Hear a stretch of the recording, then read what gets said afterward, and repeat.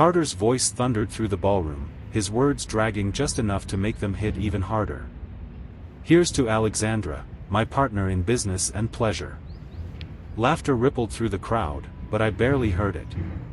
All I could focus on was the pounding in my ears, the way my grip tightened around the untouched glass of bourbon in my hand. My gaze locked onto Alexandra, standing right in the center of it all, her flawless smile fixed in place like a well-worn mask. Her fingers rested on Carter's arm, a little too comfortably, a little too possessive. And her laugh? Just forced enough to make my stomach turn. She knew I was watching. It wasn't just the words that gutted me, it was the ease with which they left his mouth. Like a well-rehearsed joke. Like this whole betrayal had become something they could chuckle about over expensive wine, their little secret turned into entertainment. I didn't move. Didn't march over there. Didn't hurl my drink or make a scene. That's what they were counting on, wasn't it? To make me the oblivious idiot who never saw it coming. Instead, I kept my expression neutral, gave a polite nod to the woman beside me who was making small talk about the hors d'oeuvres. But inside? Inside, the fire was already spreading, fierce, fast, and unstoppable. Alexandra never glanced my way after that toast, but I never took my eyes off her. I saw how she leaned into Carter, how her smile turned softer when she thought no one was looking, how his hand settled possessively on the small of her back. This wasn't just cheating. This was humiliation. A taunt.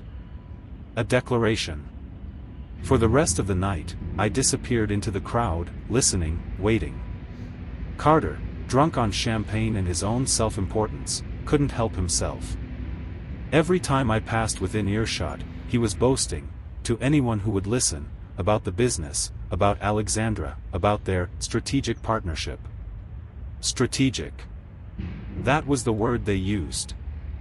By the time the night ended, I had enough pieces of their puzzle to see the full picture.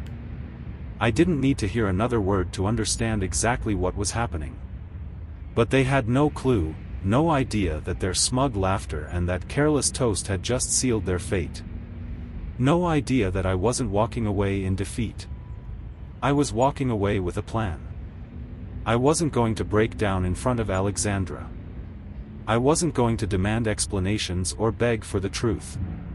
That's what they expected. That's what would hand them control.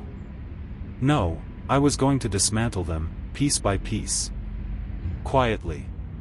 Methodically. Completely. They thought they were untouchable. That was their first mistake. The morning after the gala, Alexandra was as composed as ever, sipping her coffee like the night before hadn't split my world in two. Her hair was styled to perfection, her makeup flawless, her entire presence calm and effortless. She even hummed softly to herself, the picture of someone with nothing to hide. I didn't bring up Carter's toast. Not yet. Instead, I asked the question that had been eating at me since the night ended. "So," I said, leaning against the counter, my voice deliberately casual, "what's next for the studio expansion?" Alexandra glanced up, her eyes narrowing just a fraction, like she was searching my face for something. "Expansion, eventually," she answered smoothly. "For now, we're just focused on growing the brand." "Why?" I asked, flashing a small, easy smile just to throw her off. She hesitated. "Why?" "Oh, no reason," I said lightly, taking a sip of my coffee. "Just curious about all these partnerships you've been forming." Her hand paused midway to her coffee cup. Just for a split second, so slight most people wouldn't have noticed. But I did.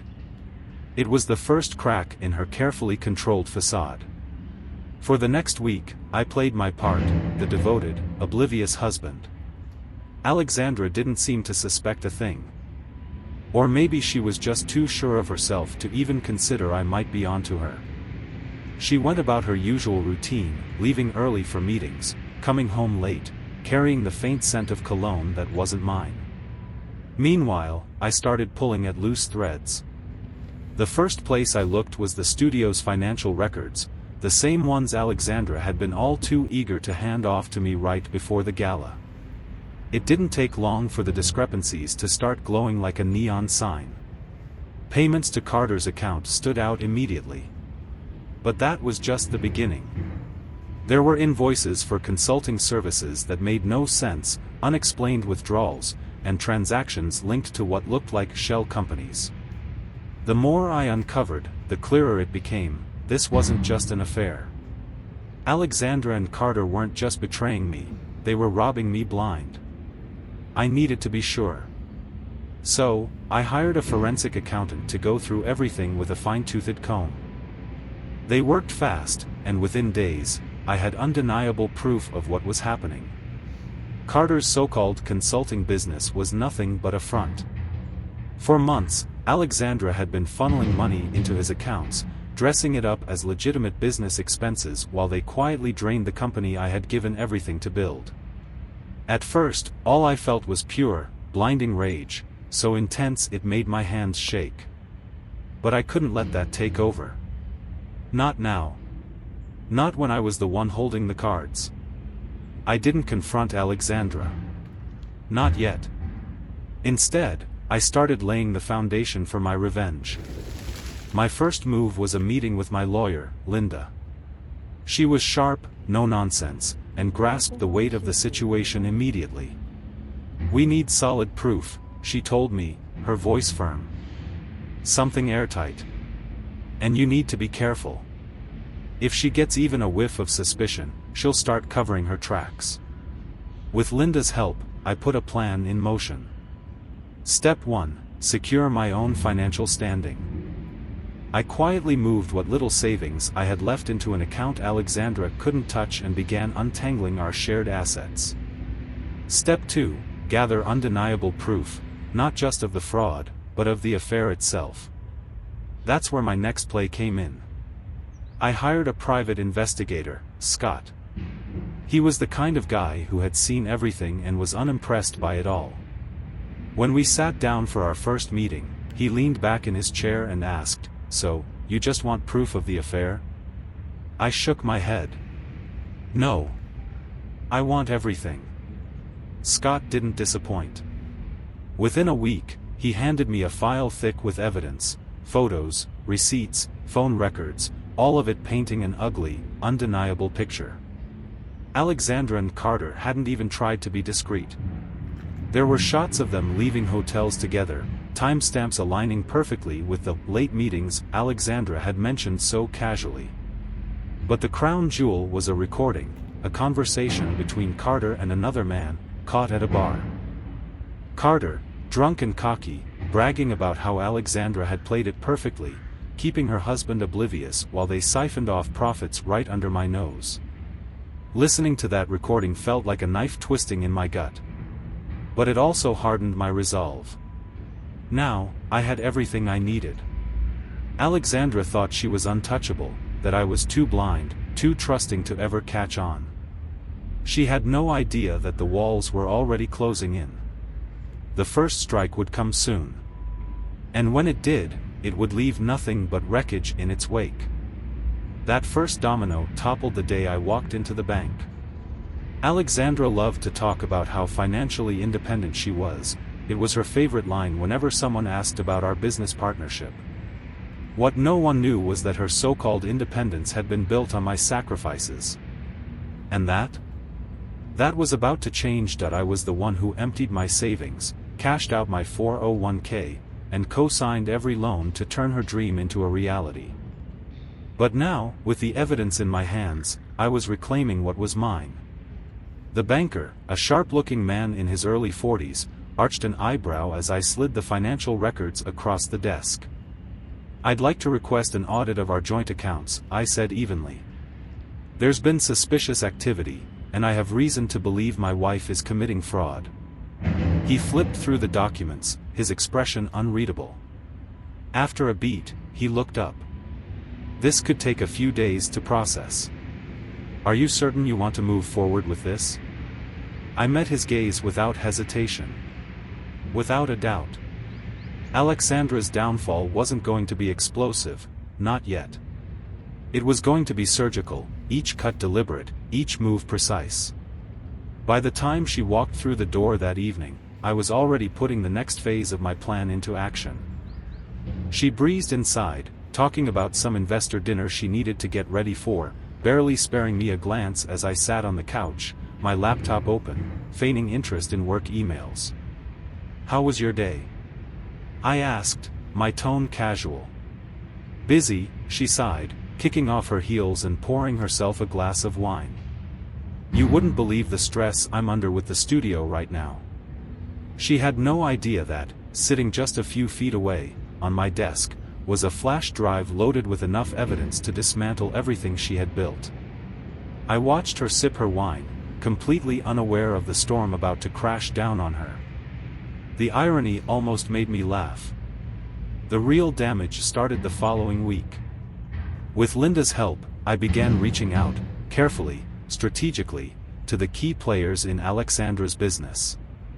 Investors. Vendors. Even the landlord of her studio. Each one received an anonymous tip, complete with documents proving she and Carter were siphoning money out of the company. Every message was timed perfectly, hitting their inboxes just as Alexandra was gearing up for a crucial meeting about expanding the business. The fallout was immediate. The first call came in while we were having dinner. I saw it the moment her phone screen lit up. She glanced at the message, and for the first time in a long time, I saw a flicker of fear in her eyes. "I need to take this," she muttered, grabbing her phone and stepping into the other room. I leaned back in my chair, savoring every muffled word of her frantic conversation. "What are you talking about?" "No, that's impossible. No one should know about that." When she returned, her usual composure was shaken. She avoided my gaze, mumbling something about a misunderstanding at the studio. I played my part perfectly. "Everything okay?" I asked, all wide-eyed concern. "Fine," she snapped, her voice sharper than she intended. And just like that, the first crack in her empire had formed. 2 days later, the real explosion came. Carter called her while we were having breakfast. I didn't say a word as her phone vibrated on the table, his name flashing on the screen. Alexandra hesitated, glancing at me, then at the phone, before finally answering. "What's going on?" she hissed, turning away from me. I didn't need to hear Carter's words to know what he was saying. Alexandra's face said it all: panic, desperation, barely concealed fury. By the time she hung up, her hands were trembling. She didn't look at me. Didn't offer an excuse. Just grabbed her bag and rushed out the door, mumbling something about needing to fix things at the studio. But she had no idea she was already too late. The audit I initiated at the bank had sent up red flags across the board. Payments were frozen. Contracts flagged. Her business credit line suddenly slashed. And, like clockwork, it all aligned perfectly with her biggest investor meeting. That night, she called me, her voice unsteady, edged with something I hadn't heard from her in years: fear. "I don't know what's happening," she said. "Everything's falling apart. Someone's sabotaging the business." I kept my tone steady, even sympathetic. "That's awful," I said. "Do you think it's one of your employees?" Her silence on the other end of the line was intoxicating. Meanwhile, Carter was spiraling even faster. My private investigator had sent over another batch of recordings. This time, it was Carter scrambling to smooth-talk his way out of trouble with yet another investor. His arrogance was still there, but now, it was laced with something new: desperation. And the best part? Every word he spoke only created more ammunition for me. The final phase was approaching. Alexandra and Carter still thought they were just battling a string of bad luck, a series of unfortunate coincidences. But soon, they would realize the truth: this wasn't luck. This was me. Alexandra's confidence was starting to crack, but she still hadn't put the pieces together. She believed she was in control, that all of this was just a temporary setback. What she didn't know was that I had only just begun. The next strike landed at one of the most important events of her career, a networking brunch at the studio, designed to court potential investors. She had spent weeks planning it down to the smallest detail, hyping it up to everyone who mattered. This was supposed to be the foundation of her grand expansion. But I had other plans. The morning of the event, I sent an anonymous email to the city's tax fraud division.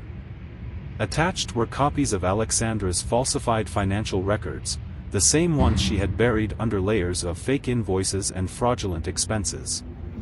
An hour into the brunch, just as Alexandra was delivering her pitch to a crowd of impeccably dressed investors, two auditors walked through the doors. They didn't raise their voices, didn't cause a scene. They didn't have to. They simply flashed their badges and asked to speak with the owner. I watched it all unfold from across the street, perfectly positioned to see everything through the studio's wide glass windows. Alexandra's practiced smile faltered, just for a second, before she quickly excused herself and led them into her office.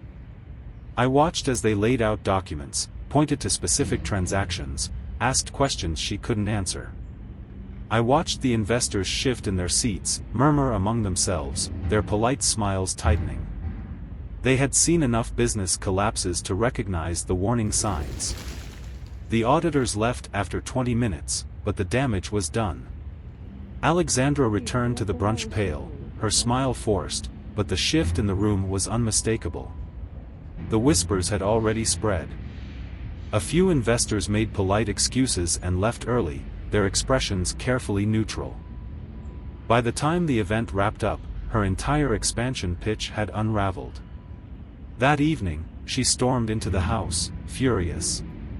She slammed her bag onto the kitchen counter, poured herself a glass of wine, and downed half of it in one go. "Rough day?" I asked, my voice light, almost amused. "Someone's sabotaging me," she said through gritted teeth. "First the financial freeze, now this. It's too much to be a coincidence. Someone is trying to destroy me." I raised an eyebrow, playing my part perfectly. "You think it's Carter? You did say he's been acting strange lately." Her reaction was exactly what I was hoping for. Her expression darkened, and for the first time, uncertainty crept into her eyes. "Maybe," she muttered, more to herself than to me. "He's been careless, talking too much, making promises he can't keep." Perfect. I didn't need to plant doubts between them. They were already there. All I had to do was feed them, let them fester, until whatever trust they had left completely disintegrated. Meanwhile, I continued tightening the noose around Carter. My private investigator had uncovered something interesting. Carter wasn't just pocketing the money Alexandra funneled to him.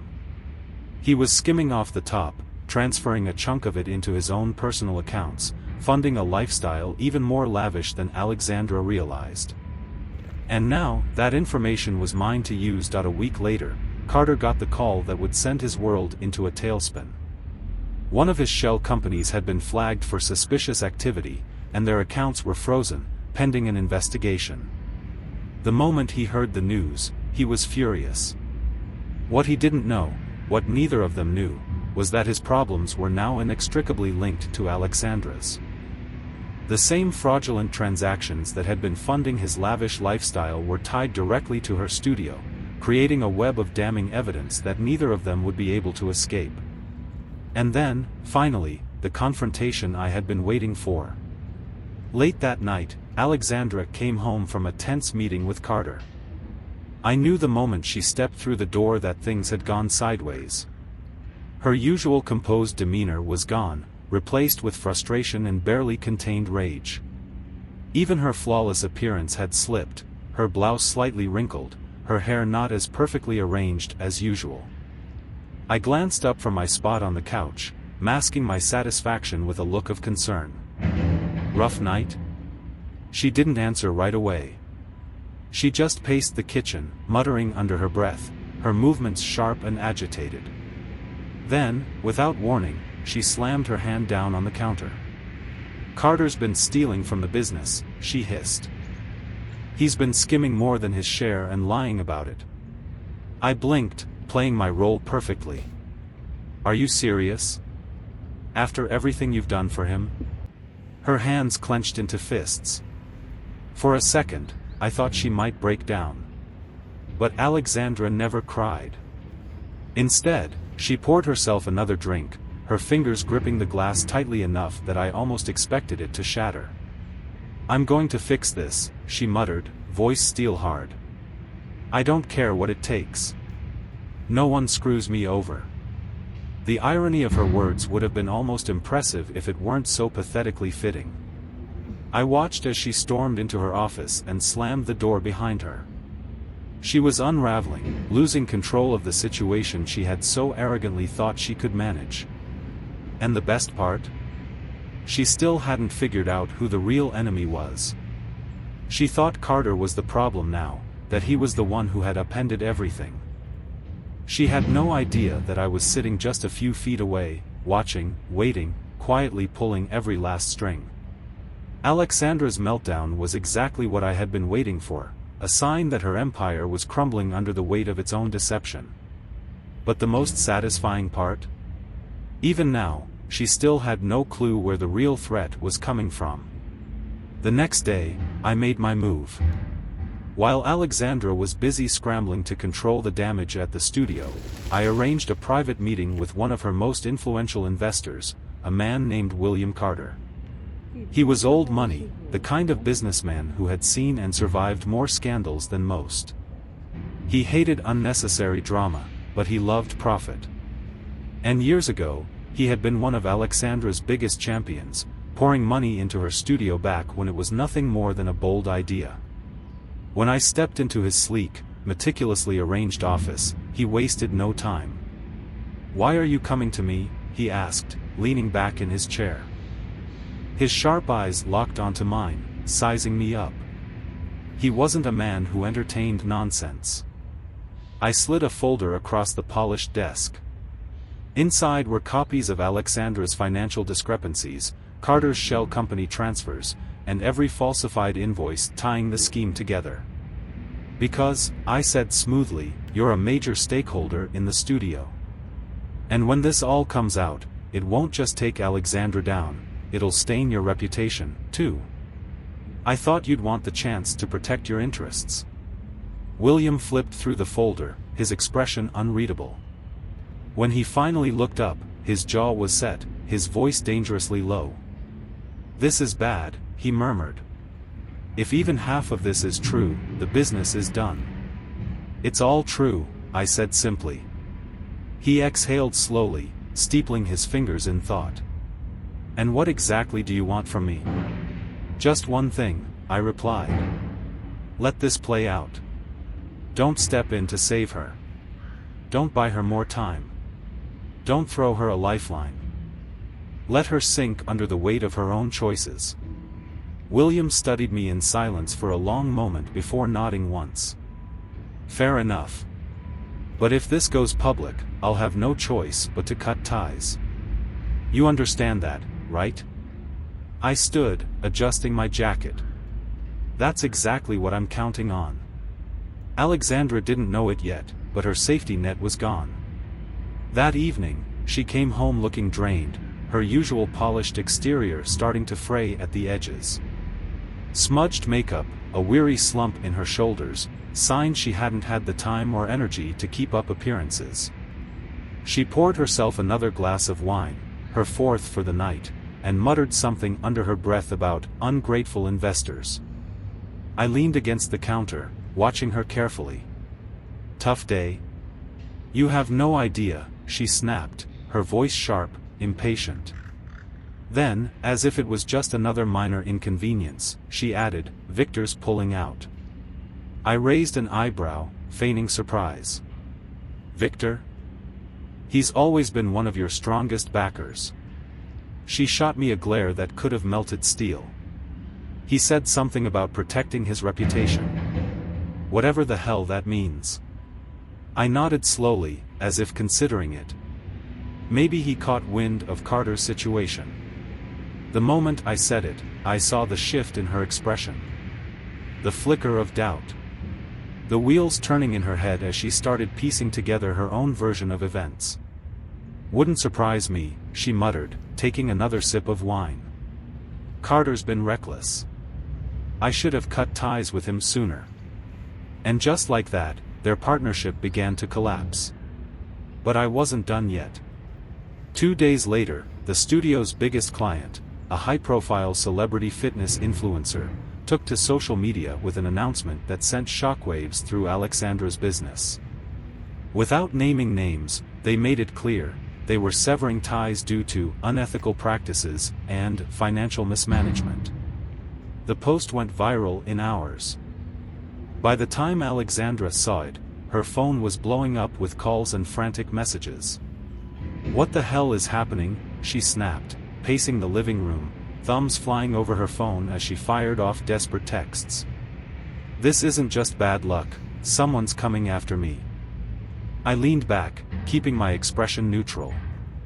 "Maybe it's time to go public with your side of the story," I suggested. "If you get ahead of this, you might still control the narrative."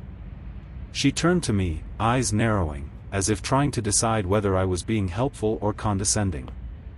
"I need to think," she muttered before storming off to her office. I watched her go, silent satisfaction curling in my chest. She still believed she had options, that if she played it right, she could spin this in her favor. But every move she made was leading her deeper into the trap I'd set. And the best part? She still hadn't figured out who was holding the strings. The next phase would be the most brutal yet. Destroying her business wasn't enough. I wanted her to feel it, to see, in excruciating detail, the full weight of her betrayal. I wanted her to understand what it meant to be powerless, to lose everything she had schemed to build. That night, I set the final plan in motion. Alexandra was holed up in her office, furiously typing away on her laptop, her phone glued to her ear. I didn't need to hear the words to know who she was talking to, probably Carter. Her voice was sharp, cutting, but underneath the anger, I could hear something else creeping in. A tremor. Fear. Good. She needed to feel the walls closing in. For weeks, I had been dismantling her empire, piece by piece. The frozen accounts, the anonymous tips, the investor withdrawals, they were all leading to this moment. And now, it was time to deliver the final blow. Earlier that day, I had secured the last piece of the puzzle. The private investigator had sent me one final batch of evidence, emails between Alexandra and Carter, laying out their entire scheme in black and white. The fraudulent transfers, the shell companies, the siphon profits, it was all there. Carter, arrogant as ever, had even joked about how he'd played investors like a fiddle. I didn't hesitate. I forwarded the emails to every major player in Alexandra's orbit, investors, clients, vendors, everyone who had ever placed their trust in her. The subject line was simple: the truth about Alexandra Carlson's studio.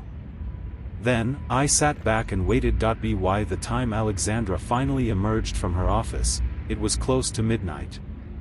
Her face was drained of color, her hair disheveled, and she gripped her phone so tightly her knuckles had turned white. "Something's happening," she said, her voice shaky. "I think someone's hacking into my accounts. I'm getting emails, clients are pulling out, investors are demanding refunds. It doesn't make sense." I stood in the kitchen, sipping my coffee, watching her unravel with the same calm, unreadable expression I had mastered over the past few weeks. "Did you call Carter?" She flinched at the mention of his name, her lips pressing into a tight, thin line. "He's not answering," she admitted. I shrugged, as if it was nothing more than an unfortunate coincidence. "Maybe he's busy. Or maybe he's cutting his losses." Her head snapped toward me, her eyes wide with panic. "What's that supposed to mean?" I let the silence stretch between us, heavy, suffocating, before finally answering, my voice slow and deliberate. You don't think he'd throw you under the bus, do you? To save himself? She stared at me, breathing shallow, her mind working overtime. And for the first time, Alexandra Carlson looked genuinely afraid. The next day, the full force of the storm hit. By mid-morning, the media had picked up the story. Some investor, likely one of the many I had made sure received the evidence, had leaked the emails to a journalist. By noon, Alexandra's name was trending across social media, tangled up in hashtags like #fraud and #scandal. I watched her from across the room, pacing like a caged animal, her phone ringing non-stop. Clients. Reporters. Business partners. Friends. Every call seemed to drain another piece of her, her composure cracking under the relentless weight of the fallout. By evening, Carter finally broke his silence. His name lit up her phone, and I heard the muffled sound of his frantic voice as she retreated into the kitchen, gripping the counter like it was the only thing keeping her upright. "You promised this wouldn't happen," she hissed, her voice shaking with barely contained fury. "You said we were safe." I couldn't hear Carter's response, but whatever he said only made her expression twist with rage and something else, something closer to fear. "You're a coward," she spat. "If you think I'm going down alone, you're wrong. I'll tell them everything. Do you hear me? Everything." Her words echoed through the house, raw, desperate. And then, just as suddenly, the fight drained out of her. She ended the call and turned toward me, her face pale, her hands shaking. "I need your help," she said, her voice cracking. I raised an eyebrow, feigning confusion. "Help with what?" Alexandra hesitated, her fingers digging into the countertop like she could physically hold herself together. "They're turning on me," she said, almost breathless. "Carter's abandoning me, and the investors think I'm the one who stole from them. I didn't do this alone, okay?" Her voice wavered, and for a moment, I thought she might actually cry. But I wasn't about to let her escape that easily. "Alexandra," I said, stepping forward just slightly, my voice quiet, measured. "Are you saying you did steal from them?" She froze. The color drained from her face. Her mouth opened, then closed. "No," she stammered, shaking her head. "I mean, not like that. It's not what you think." I let the moment hang, watching as realization dawned on her. "You know," I said slowly, my tone almost thoughtful, "if I were in your position, I'd be very careful about who I trusted right now. If Carter's already selling you out, what's to stop anyone else from doing the same?" Her expression crumbled, the last of her defenses breaking down as she stared at me, really looking at me, for the first time in weeks. "You." Her voice was barely a whisper. "You knew." I didn't respond.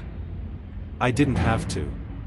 The realization hit her like a freight train, and for the first time, Alexandra Carlson, the woman who built an empire on lies, who thought she was untouchable, looked utterly, completely defeated. And this was only the beginning. Her downward spiral had reached terminal velocity, and I was in full control of the descent. The day after our confrontation in the kitchen, she barely slept. I could hear her pacing through the house all night, making frantic phone calls, trying, desperately, to patch together what was left of her crumbling world. By the time morning came, she looked hollow. Dark circles under her eyes. Her flawless mask of confidence shattered beyond repair. And I wasn't done yet, she still hadn't figured it out. She was still clinging to the idea that this was all Carter's betrayal mixed with a cruel twist of fate. But that morning, I decided to give her just enough to nudge her toward the truth. While she sat hunched over her laptop, muttering to herself, I set my coffee down with a deliberate clink. "You know," I said casually, keeping my tone light, "I've been thinking about what you said last night, about Carter turning on you." Her head snapped up, bloodshot eyes locking onto mine. "What about it?" I took a slow sip of coffee, letting the moment stretch. "It just makes me wonder, did Carter really betray you, or did someone else make him look guilty? Her frown deepened, the exhaustion in her face quickly sharpening into suspicion. What are you saying? I shrugged, barely suppressing a smirk. Nothing, I said, voice smooth. Just something to think about. People aren't always who they seem, are they? She didn't respond, but I could see it, the seed of doubt taking root. That afternoon, I moved to sever the last thread of her alliance with Carter. Using the mountain of evidence I had collected, I sent another anonymous tip to the auditors investigating her studio. This time, I made sure it pointed squarely at Carter, his shell companies, his personal accounts, his drunken boasts about skimming profits. I made sure that when the hammer dropped, it would land directly on him. By evening, Alexandra got the call she had been dreading. "Carter's been arrested," she said, pacing the living room, her phone pressed so tightly to her ear I thought she might crush it. She wasn't talking to me, she was on with her lawyer, her voice raw with barely controlled panic. "They're saying he's the one who orchestrated the fraud. What does that mean for me?" I listened from the kitchen, pretending to be absorbed in the newspaper while she frantically argued with whoever was on the other end. When she finally hung up, her hands were trembling. "This is bad," she muttered, more to herself than to me. "They're going to think I was involved. I have to fix this." Her voice wavered on that last word, and for a fleeting second, I almost felt sorry for her. Almost. "Maybe it's time to come clean," I said, folding the newspaper and setting it aside. "If you tell the truth, they might go easier on you." She looked at me like I had just suggested setting herself on fire. "The truth?" she snapped. "You don't understand. The investors, the clients, everyone." "Alexandra," I said, stepping closer, "they already know." Her face crumpled, her breath hitching as she sank into a chair. For the first time, I saw actual tears pooling in her eyes. She buried her face in her hands and let out a shuddering breath. "What am I supposed to do?" she whispered. I let the silence stretch, let her sit in the weight of her own downfall. Then, I leaned in just slightly, my voice calm, steady. "Sometimes," I murmured, "you have to lose everything to see the truth." Her head snapped up, eyes narrowing. "What does that mean?" I straightened, my expression unreadable. "It means you should start thinking about who really has your back." Then I turned and walked out, leaving her sitting there, unraveling. I headed to the garage to make one last phone call, to ensure the final phase of my plan would go off without a hitch. The next day, everything came crashing down. By morning, Alexandra's name was plastered across every major news outlet. The headlines were brutal: fraud, embezzlement, betrayal. The media painted a picture of a businesswoman who had built her empire on deceit, and with Carter's arrest, even more damning details of their partnership surfaced. The authorities were focusing on him as the mastermind, but Alexandra's involvement was impossible to ignore. By evening, the wolves were at the door. Reporters swarmed outside our house, cameras flashing, their voices overlapping in a frenzied storm of questions. I watched from the window as Alexandra tried, and failed, to slip out unnoticed. She had no answers, no plan, and no one left to turn to. And the best part? I was just getting started. By morning, Alexandra woke up to a living nightmare. Her phone buzzed non-stop, overflowing with messages and calls from the collapsing remains of her empire. Investors demanded answers. Reporters begged for statements. Clients, once eager to be associated with her brand, were now threatening lawsuits. The scandal had spread like wildfire, and there wasn't a damn thing she could do to stop it. I sat at the breakfast table, sipping my coffee, watching her out of the corner of my eye as she paced back and forth, her voice rising and falling with every frantic phone call. "This is a smear campaign," she snapped at someone on the other end of the line. "Do you have any idea how much I've sacrificed for this business? She didn't notice the smirk tugging at the corner of my lips. By midday, the pressure had become unbearable. She stormed into the living room, her laptop clutched under her arm, her face a mask of fury and desperation.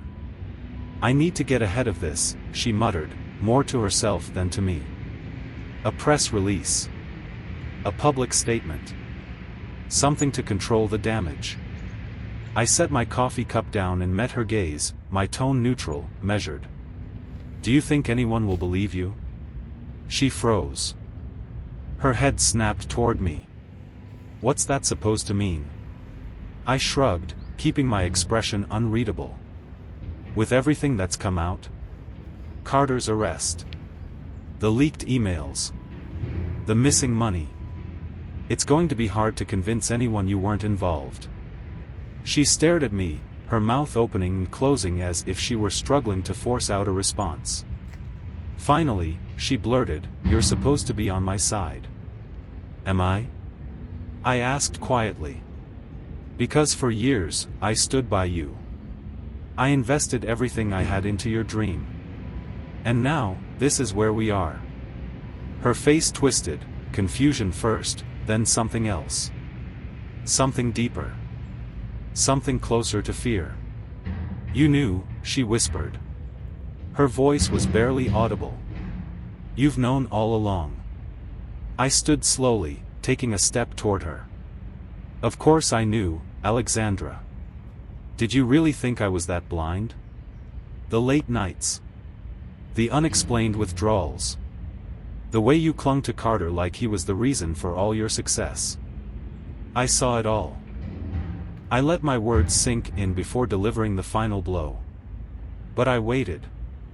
I waited until you had everything you ever wanted, until it was built on my sacrifices. And then, I took it all away." Her breath hitched. Panic flashed across her face. "You did this," she choked out, the realization slamming into her like a freight train. "The leaks. The investigators. Everything." I didn't answer. I didn't have to. Alexandra stumbled back, collapsing onto the couch like the weight of my words had physically struck her. "Why?" she whispered, her voice breaking. "Why would you do this to me?" "Because you destroyed us, Alexandra," I said, my voice cold, final. "You took everything I gave you, my trust, my support, my money, and you turned it into a lie. You think I didn't hear Carter at the gala? You think I didn't know about the money you funneled to him, the profits you stole behind my back?" I shook my head. "You betrayed me. And now you're paying for it." Tears streaked down her face, her shoulders shaking as she gripped her head in her hands.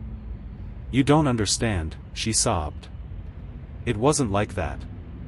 I was trying to protect the business. I needed Carter." "I don't care," I cut her off sharply, my patience snapping. "Don't insult me with excuses. You didn't need him. You chose him.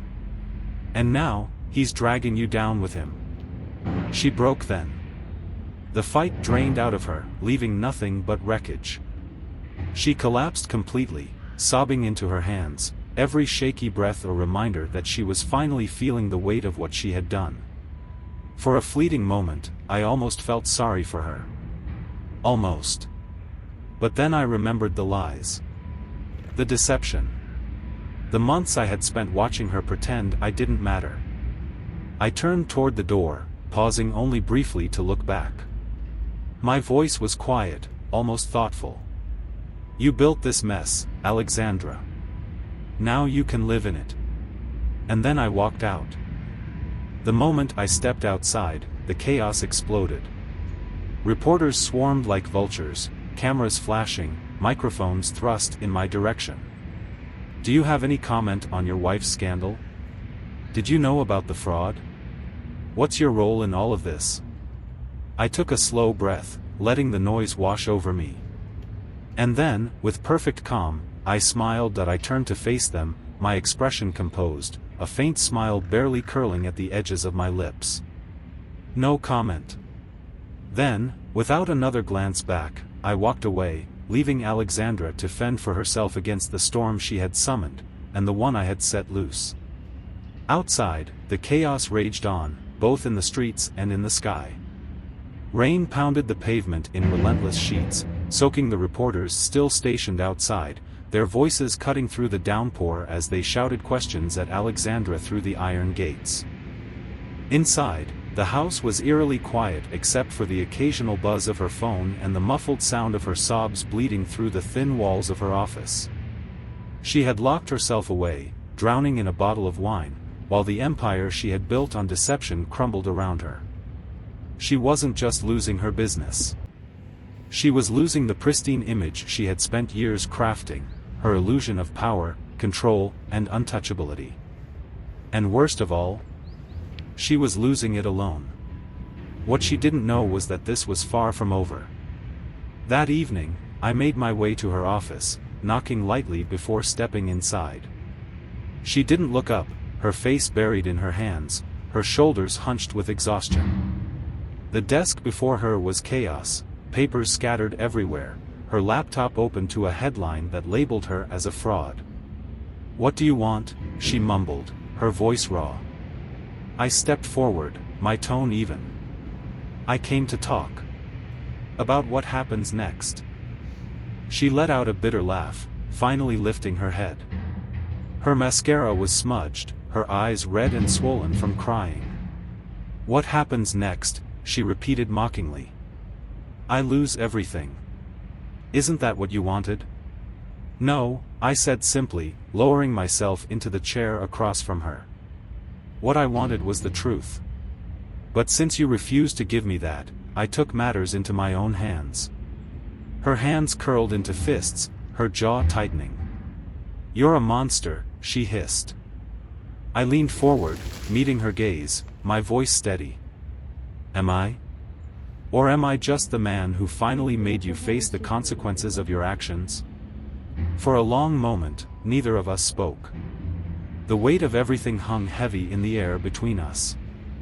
Then, she cracked, slamming her hands onto the desk. "Fine," she snapped.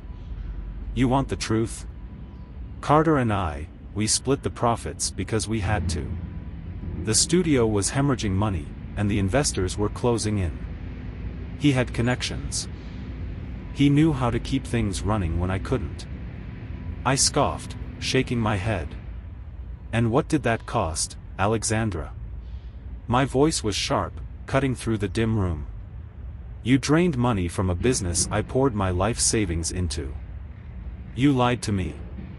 And then you let Carter stand there at the gala, in front of me, bragging about your little arrangement like I was too blind, too stupid to see it." She flinched, the fight in her faltering. Her anger melted into something closer to despair. "I didn't mean for it to go this far," she whispered. "I thought I could fix it before anyone found out. I thought I could protect you." I let out a short, bitter laugh. "Protect me?" The words tasted poisonous. "You didn't protect me, Alexandra. You used me. I wasn't your husband, I was your safety net. A bank account. A convenient excuse." My voice lowered, razor sharp. "Don't you dare pretend any of this was about saving me." She slumped forward, the last of her resistance breaking apart like fragile glass. "So what now?" she murmured, barely audible. "Now?" I exhaled, standing. "Now, you deal with the fallout. The lawsuits, the investigators, the reporters circling like vultures, it's all on you." I met her shattered gaze, the final nail waiting to be hammered in. "And as for us?" I shook my head. "There is no us anymore." Her head snapped up, her expression shifting from defeat to panic. "You're leaving." I let out a slow breath, then met her eyes one last time. "I already have." The realization hit her like a slow-moving car crash, her face twisted, her lips parted as if she were about to argue, to beg. But I didn't wait to hear it. I turned and walked out. For the first time in years, I felt weightless. Free. Free of the lies, the betrayal, the suffocating weight of a marriage that had rotted from the inside out. But this wasn't over. There was still one final act left to play. The next morning, I sat across from Linda in her office, the crisp stack of divorce papers between us. Every clause had been meticulously drafted to ensure Alexandra couldn't touch another cent of what I had left. "I'll handle the filing," Linda said, adjusting her glasses as she studied me. "Are you ready for this?" I met her gaze without hesitation. More than ready. As I stepped out of her office, my phone buzzed with a new message. It was from William Carter, Alexandra's former investor. "Appreciate the heads up. If there's ever a business venture you're interested in, let me know. I'd be happy to back you." I stared at the screen for a moment, a small smirk tugging at the corner of my mouth. The irony wasn't lost on me. Alexandra's empire had crumbled, and now the doors she once kept closed to me were wide open. By the time I got home, she was gone. Her office was wiped clean, the scattered papers, the half-empty wine bottle, all of it erased like she had never been there. The only thing she left behind was a note on the counter, the handwriting shaky, rushed. "I hope you're happy. You destroyed me." I crumpled it in my fist and tossed it into the trash. She was wrong. I didn't destroy her. She did that all on her own. Now, it was time to rebuild what she had taken from me, on my own terms. The final chapter of Alexandra's collapse wasn't explosive or dramatic. There was no grand spectacle, no last-ditch attempt to claw her way back. It was quiet. Fitting, really, considering how loud she and Carter had been when they thought they were untouchable. In the weeks following her departure, the studio was formally shut down. Creditors picked it apart like vultures. Lawsuits stacked up. The media moved on, but her name remained a stain, synonymous with greed, deception, and betrayal. As for Carter, already drowning in legal trouble, he tried to strike a deal, throwing Alexandra under the bus to save himself. It didn't work. He fell, just like she did. And Alexandra? She disappeared. No social media, no new business ventures, no desperate attempts at reinvention. At first, I wondered if she'd try to rebuild. But deep down, I already knew the answer. She wasn't the kind to rise from the ashes, she thrived on appearances, and once those were stripped away, there was nothing left. But this isn't a story about her. This is a story about what I learned. For years, I poured everything into Alexandra's dream, convinced it was ours. I ignored the warning signs. Told myself that sacrifice was just the price of love. Let my identity become wrapped up in hers. I was the supportive husband, the silent partner, the man behind the curtain. And in doing so, I forgot who I was. Here's the truth: no one will value what you give if you're not careful about who you give it to. Looking back, Alexandra's betrayal wasn't just about the money, the lies, or even Carter. It was a wake-up call I didn't know I needed. She didn't just show me who she was, she forced me to see who I had become. After the divorce, I took a hard look at my life. I reconnected with old friends I had drifted from. Picked up hobbies I hadn't touched in years. And I finally pulled the trigger on an idea I had shelved long ago, a small woodworking shop. It wasn't glamorous. It wasn't some high-profile venture backed by investors. But it was mine. And for the first time in decades, I felt alive. If you're reading this, especially if you're a man in your later years, I want you to take something from my story. Don't lose yourself for someone who wouldn't do the same for you. Love and support should be a two-way street, not a one-sided sacrifice. Life is too short to waste on people who only see your worth when it benefits them. Alexandra thought she had destroyed me. But she didn't. She gave me something far more valuable than revenge or closure. She gave me clarity. I lost a lot in those years. But I gained something worth every penny I'll never get back, myself.